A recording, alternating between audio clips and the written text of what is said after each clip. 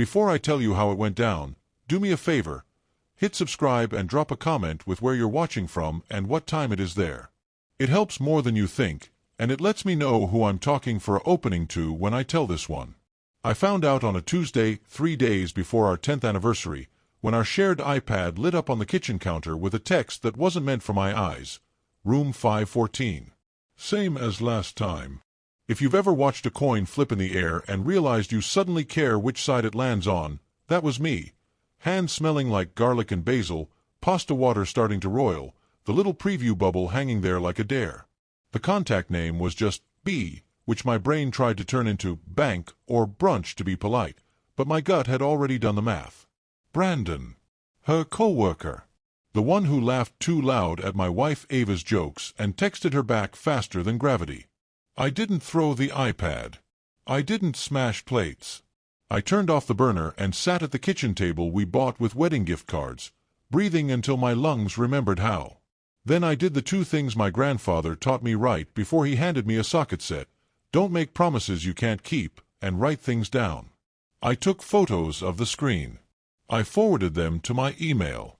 I pulled out a yellow legal pad and wrote, Tuesday, 6:41 p.m., text message, Hotel St. Eleanor, SoCo, room 514, same as last time. Evidence. Fact, not feeling. I walked our East Austin block until the street lamps fluttered awake. When I came back, I didn't wait in the entryway with the iPad like a subpoena. I made tea, set 2 mugs out by reflex, then put one back. By the time Ava got home, I had an answer in my pocket and a plan forming in my bones. I said nothing that night. I didn't trust my mouth to be kinder than my future. You don't fully understand the weight of a decision until you carry it. I woke up with that weight on my chest, Googled a law firm, and made a call. The Ruiz family law office smelled like lemon oil and copy paper, the scent of decisions you put your name on. Hector came out in a charcoal suit, shook my hand like a mechanic who knows the rattle you ignored wasn't the car's fault, and said, "Tell me what you know."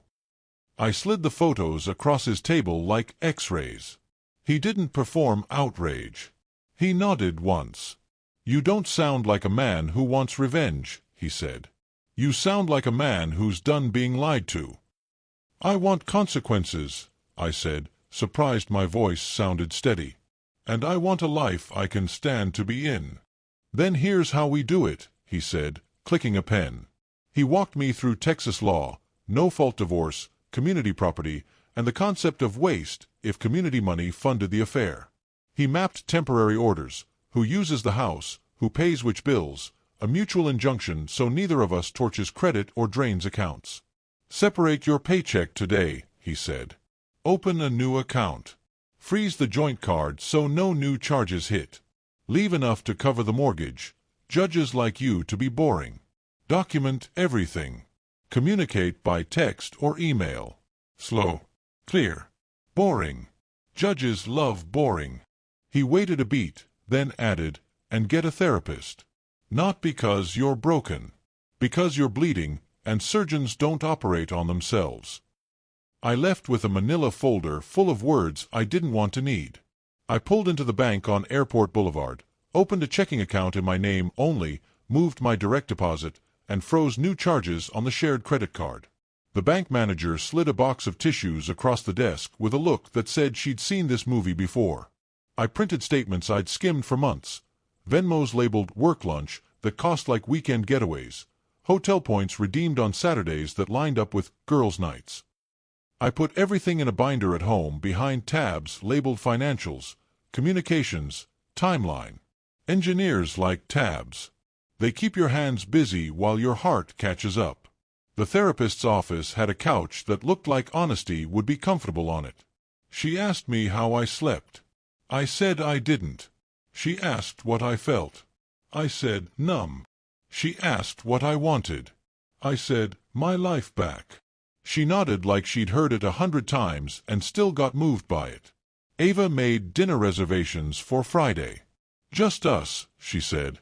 I told Hector. He raised an eyebrow. "We can serve her as she arrives," he said. "No scene. A process server, me within sight, you across the street. The papers will say what your mouth doesn't need to. Then you go home, lock the door, and sleep. Clean felt more merciful than any speech I could give. That night I found Brandon's wife on Instagram, a wedding photo with a caption about forever. I stared at her face and measured the mercy. I didn't want to weaponize her grief. I sent one email. This is hard. I'm sorry. My name is Nate. I believe our spouses are involved. I'm filing for divorce. If you need to compare notes for closure or logistics, I'll pick up once and leave you alone after. She replied the next afternoon with 2 words, thank you. Friday night, the sky did that Austin thing where it looks airbrushed. The line outside the fried chicken place curled around the block. Hector stood 20 feet away in that charcoal suit. The process server wore a denim jacket. Ava walked up at 7:02 in a dress I once told her made the whole room lose its manners. Brandon trailed half a step behind, his shirt untucked like his morals. You know that moment a roller coaster tips over the first hill? Ms. Ava Wright? The process server asked, neutral as a bus announcement. You've been served. She set the envelope in Ava's hands. Brandon reached like it belonged to him. The server pulled back a half-inch, arched an eyebrow. Not you, champ. Ava looked at me over the top of the envelope. Nate, she said. What is this? It's the paperwork for the thing you started, I said. I didn't whisper. I didn't shout. I won't be screaming. I won't be begging. I'm done.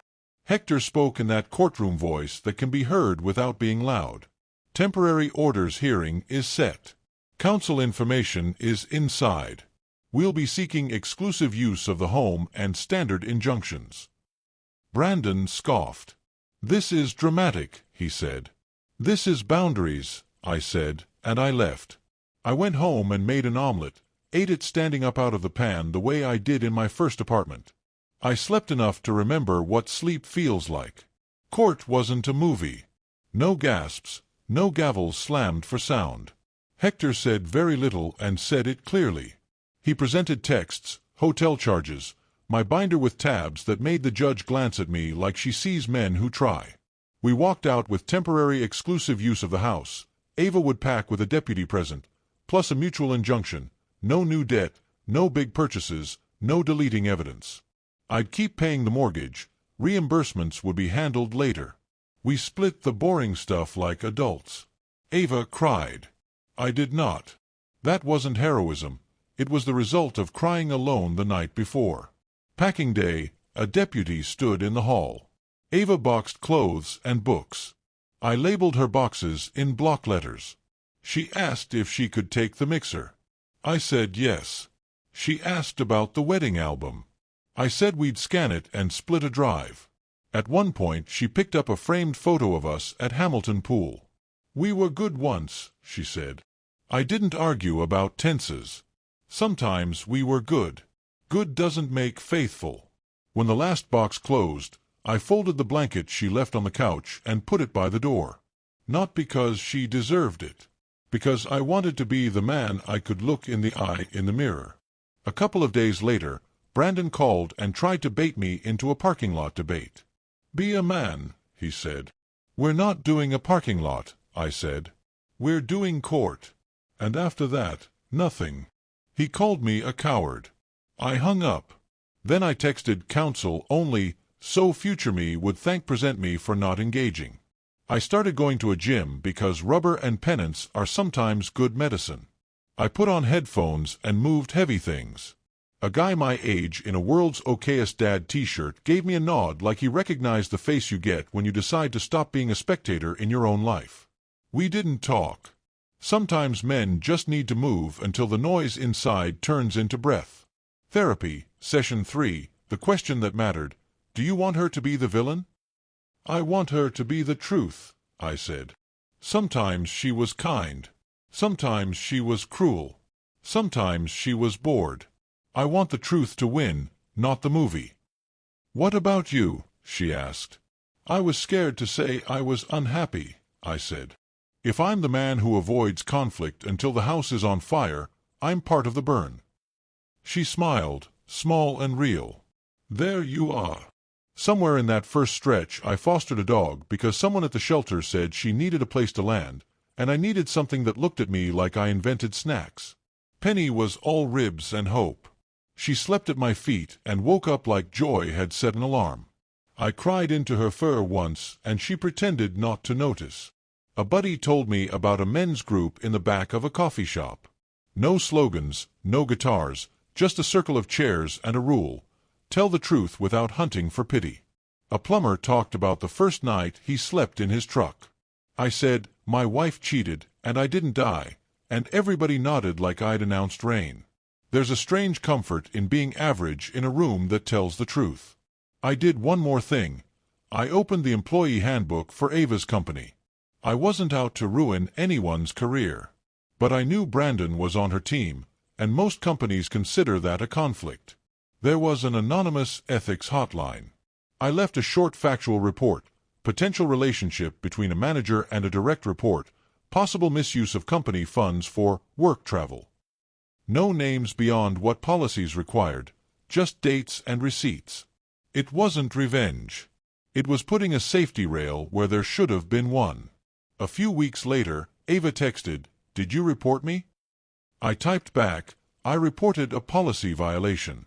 Your company can decide how to handle it." She called me a vindictive jerk. I put the phone face down and scratched Penny's ears. I didn't send the message I drafted, "You started a fire and blamed the smoke alarm," because I was trying to graduate from sarcasm to silence. Mediation came after the holidays. We sat at opposite ends of a long table. We listed assets like a grocery list: house equity, retirement accounts, the old Tacoma. Hector slid a spreadsheet across the table with numbers that had mercy built in. We offered 60/40ths on the house if I kept more of my retirement. She pushed for 50-50 and the Tacoma. We agreed to no maintenance, split furniture like adults, and each kept our own debt. The mediator, a woman with white hair and a voice like a porch fan, said, "You two are more civilized than most. I wish you'd been this way before you needed me." I stepped outside for air and ran into Brandon by the elevators. He looked smaller without an audience. "You happy?" he asked. "You got what you wanted." "I got what I wouldn't live without," I said. "Those are different." He shook his head and muttered something about me being sanctimonious. I made myself a promise right there. I don't explain my piece to people committed to chaos. There was one more twist. Sarah, the other spouse, emailed me again. They used our joint card. I found charges I didn't authorize. "Thank you for telling me. I'm leaving too." HR opened an investigation at his company. I didn't even have to call. I typed, "You're not crazy. It's still awful. I'm sorry." We didn't become friends. We became two people who survived the same storm. We swapped one more line about logistics, and that was it. Sometimes the kindest thing you can do for a stranger is not ask for more of their story. The decree came down like a pen stroke across a decade. The judge signed, and Hector slid the certified copy across the table. "You're free to build what's next," he said. We shook hands in a parking lot. "You did this clean," he added. "There's dignity in that." "I had help," I said. I didn't expect silence to be so loud. After the decree, the house sounded like a body after a fever. I put both hands on the kitchen counter and breathed in the scent of coffee and dish soap and cedar. It felt like the first calm in a year. Rebuilding isn't a montage. It's bills paid on time, the trash out on Thursdays, the gym when you don't feel like it. It's making dinner for one and not pretending it means anything except that it's dinner and you're hungry. Most days I woke up before my alarm. Penny bumped my hand with her nose like a foreman clocking me in. I made coffee and wrote 3 pages in a notebook like my therapist suggested. Longhand, unedited, the brain taking out the trash. Sometimes it was just lists. Sometimes it was a sentence repeated until the loop in my head loosened its grip. I did the right thing. Ava tried to spin. She texted a mutual friend, Hannah, that I'd thrown away a decade over one mistake. Hannah forwarded the message and asked, "Do you want me to say something or leave it alone?" I told her to leave it alone, to starve the rumor fire. Hannah called anyway. I'm sorry, she said. I loved the two of you. I didn't love the way she made you responsible for everyone's mood in the room. There's an honesty you only get after the reasons to be polite have expired. Some nights, Ava's name still lit up my phone with messages in clusters. First came anger. You ruined me. Then self-pity. I made a mistake. I was lonely. Then nostalgia mixed with bait. Remember Big Bend? I didn't respond to clusters. I responded to logistics. Your 401k rollover paperwork is in the envelope I dropped last week. She would type, the gray bubbles stuttering, then delete. HR at her company did what HR does. They called it a policy violation. Brandon was transferred. Ava was moved laterally and had to take the online ethics course. She texted me, you wanted me punished. I typed and didn't send, I wanted you accountable. She sent another. They said an anonymous tip came in. Was it you? I answered, I reported a policy violation. Your company decided what to do about it. The first big twist in the debris came in an envelope. It was a notice from a credit card company I didn't recognize. Welcome, it said, to a card I had not applied for with a $12,000 limit. My stomach went cold. I checked the application date, 2 weeks after we were served. I called, canceled the card, filed a fraud claim, froze my credit with the big three, and filed an identity theft report. Then I sent Hector a note. He called back in under a minute. Good catch, he said. I'll file a notice with the court. If it ties back to her or her boyfriend, it's a separate problem for them. I didn't need revenge. I needed walls that didn't leak. On a Thursday afternoon, I ran into Sarah in the H-E-B. She was looking at avocados like she'd forgotten how to choose. We did that little dance you do when you're not sure if a hug is an apology or a prize. HR did their thing, she said. He's gone. We stood there in produce like two people practicing not flinching. Thank you, she added, for telling me. I told her she didn't owe me anything except a good life, and she laughed in that sharp way people do when you hand them a sentence they needed. We wished each other well and rolled our carts in opposite directions. The men's breakfast on Saturdays became a routine. I sat at the counter between a retired postal carrier and a guy in a UT hat who said he clips coupons like it's a sport. I told them the short version. We ate our eggs. When I stood to go, the postal guy squeezed my shoulder and said, try not to make any new promises for 6 months. It was the best advice I got all year. Penny learned that the bat squeaker toy only squeaked when I wasn't on a call, which made her look like a genius. One evening when the rain finally committed, she sat by the screen door and watched. I found myself narrating. That's thunder, kid, I said. It complains before it changes anything. I didn't mean to give myself a metaphor. It still fit. I fixed things. I stained the deck. I replaced the leaky disposer. I added a shelf in the hall closet and felt like I'd brokered peace between towels and sheets. I changed the oil in the Tacoma I bought back, older, simpler, no computers telling the engine how to feel, and took a long, slow drive up Mopac at dusk just to watch the city glow. If there's a gospel in spreadsheets, my accountant Pete preached it. We built a budget that didn't assume heroics. The first month felt like a shirt that didn't quite fit. The 5th month felt like the way you breathe at altitude, harder, but more on purpose. I automated what could be automated and made Saturday morning my boring money hour. No miracles. No secrets. Relief. Pearl, my former mother-in-law, called. I told her to fix it, she said. I told her to get on her knees. You're a good man. Compliments from former in-laws are like antique furniture, valuable, heavy, and you're never sure where to put them. Pearl, I said, I appreciate it. It's done. She sighed. Come for pot roast on Sunday, she said, and I said yes. She told me stories about Ava at 12, how she once planned a wedding for her Barbie and fired Ken for being low energy. When I left, Pearl hugged me hard and said, next time bring that dog. The next twist happened because power despises the quiet. A letter arrived from the court about a contempt hearing. For her failure to comply with injunctions, unauthorized charges to a joint line of credit. The court schedules its own weather. Hector told me to bring my binder. In the hearing, he laid out a timeline that was a ledger, not a story. The judge listened. "I see 3 line items that don't smell like groceries," she said. "I see a court order that said, 'No new charges.'" She ordered Ava to reimburse the charges and pay my attorney's fees for the motion. I didn't look at her. My gaze doesn't heal anybody. Men's group became a tiny church I could stand.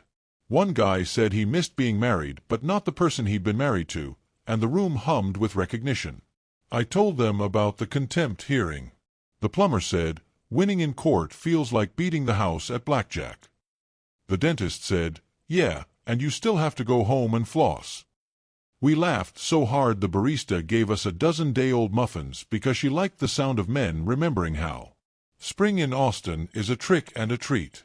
Penny and I walked at dusk. We cut across Zilker and sat on a hill while the city put on its necklace of lights. I realized I'd started telling my story like it was a story and not an autopsy. That matters.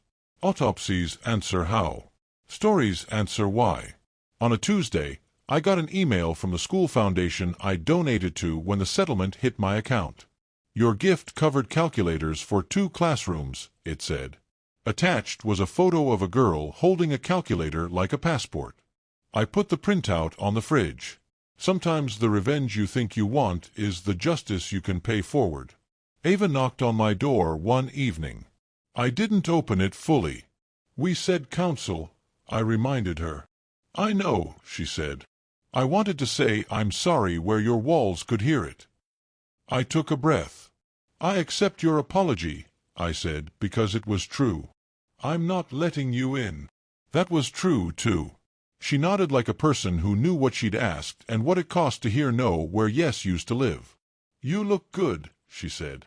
I said, "You do too, even if what I meant was you look like someone who learned a lesson the slow way." Late one night, my phone lit with a number I didn't recognize. "Nate." The voice was Brandon's, thinner. "I'm in a program," he said. "They told me to make amends." I leaned back in my chair. "Amends isn't confession and applause," I said. "It's change and restitution." He swallowed. "I'm sorry," he said. "I was a coward." I said, "I appreciate you saying it." I hung up without telling him he was forgiven. "I'm sorry" isn't a doorbell I'm obligated to answer at midnight. Penny has a trick now. If I say, "Clean up your mess," she puts her toys back in a basket. It takes her 3 tries sometimes. I praise the attempt. Summer edged in early. I took Penny swimming in the creek, and we stayed home and put ice in a kiddie pool I told the cashier was for a cousin. She didn't care. She asked if my cousin liked squeaky bats, and I said yes. Ava's last text arrived on a weeknight. "I'm getting married," it said. I stirred the rice I was making and thought about how sometimes you dodge a bullet and it circles the block. "I hope you make better choices this time," I typed. "And I hope he does too." She responded, "You're sanctimonious." I didn't reply. I tasted the rice. It needed salt. The twist I didn't know I wanted came on a Sunday when my dad called. He's a weather report guy, not a speech guy. "I didn't do what you did when your mom and I were in it," he said. "I stayed longer than I should have because I was scared of being the bad guy. You left before you became him. I'm proud of you." I sat there and let 30-year-old me high-five 40-year-old me in the hallway of my chest. By late summer, the house and I had an understanding. The hole in the drywall behind the laundry room door was patched. The fridge had more ingredients than condiments. My life didn't look like a comeback. It looked like a person with a calendar. I kept 2 photos on the mantel, me at 25 at Enchanted Rock, and Penny asleep on the rug in a sunbeam. Between them sat a small brass compass my grandfather gave me. Some mornings I'd tap it and ask, "Is this the right thing?" It always pointed somewhere that wasn't backward. Fall showed up. Pearl hosted a Sunday pot roast. I brought Penny. "Look at those eyes," Pearl said, falling in love with a mutt on my behalf. At the table, we didn't slander or sanitize. "I raised a stubborn daughter," Pearl said. "She learned the wrong lesson about what she could get away with." I nodded. "So did I said. "The lesson about what I'll tolerate." Pearl patted my hand. "I like your spine," she said. "It looks good on you." A week later, an invitation to Ava's wedding arrived. A card slipped out that said, handwritten, "You can bring Penny if you want." I put the invitation in the trash, then took the trash out because boundaries sometimes look like hauling a bag to the curb. I emailed Hector a scan of the card. He replied with a single sentence, "The Audacity economy is booming." I didn't RSVP. Instead, I bought legal pads and wrote letters I didn't mail, one to my past self, one to my future self. I wrote about the dignity of leaving clean. The quiet didn't last. A courier brought an envelope, a lawsuit. Her attorney's letterhead, alleging defamation based on the video. I'd told my story on my channel months earlier without names, dates, or identifying details. It still landed like a threat. I forwarded it to Hector. 10 minutes later, he called, cheerful. "I love it when people try this," he said. "Texas has a strong anti-slap statute. You told your story, you didn't name her, and truth isn't defamation. This is going to be a one-act play." "I don't want a show," I said. "I want quiet." "Quiet with attorney's fees," he answered. "It's the quietest kind." We filed our response. At the hearing, the judge asked 3 questions. "Do you identify the plaintiff by name?" "No." "By employment?" "No." "By other unique details?" "No." She looked at the other table. "Counsel, your problem is your client recognized herself. That's not the standard." She granted our motion, dismissed the case, and ordered her to pay my legal fees and a modest sanction.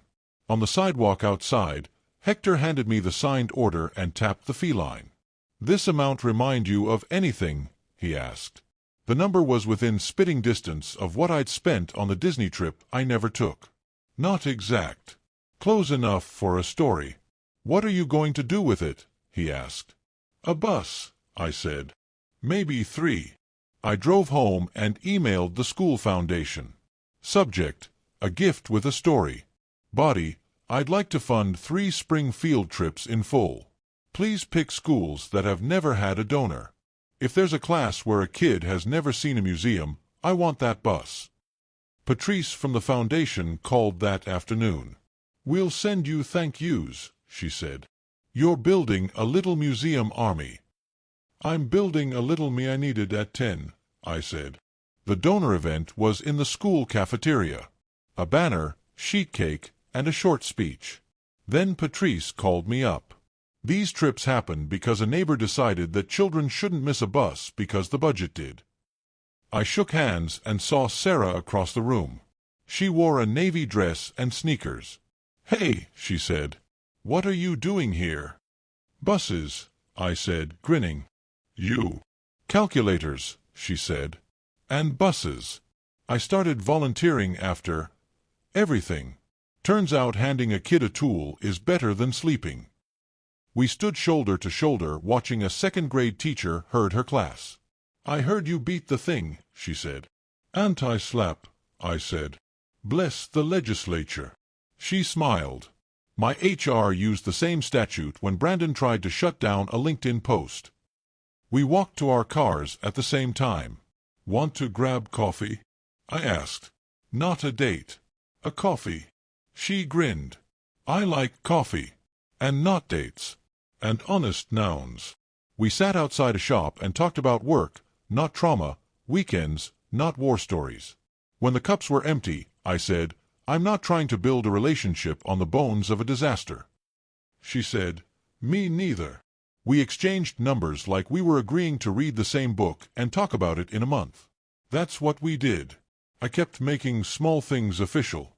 I updated my beneficiaries. I wrote a letter of intent for the school fund. Use this money for the boring parts of wonder. Sometime after the wedding that didn't affect my calendar, the last shoe I'd been waiting for failed to drop. Just the sound of my life settling on its foundation. One night Hannah organized a little gathering. We sat around a table and passed bowls. "Are you happy?" someone asked. I thought about it. "I'm clear," I said. And clarity has a happiness I never gave it enough credit for. Later, alone in the kitchen, I washed dishes and thought about the original text, room 514. Same as last time, and how it had thrown a coin in the air and made me care how it landed. It landed here. Me, a sink, a sponge, a house that knows my name. That sounds smaller than it is. It is a miracle without fireworks. I wish I could tell you everything in me became noble. It didn't. But I also do the things that feel like the moral of the story. I tell the truth. I say no in full sentences. I write things down. I fix the hinge instead of shoulder-checking the door. One evening I grilled a steak and looked up to see Sarah on the sidewalk with a bag of oranges. "Citrus diplomacy," she said. "There's a freeze coming." I laughed and invited her in. We ate steak and oranges and talked about a grant proposal she was writing. We did not kiss goodnight. When she left, she said, "More oranges in a week if the tree survives." I said, "I'll bring the salt." I told my therapist I felt like I was walking down a road without needing to check every mailbox. "That's because you finally trust your feet," she said. On New Year's Eve, I let myself do a small ceremony.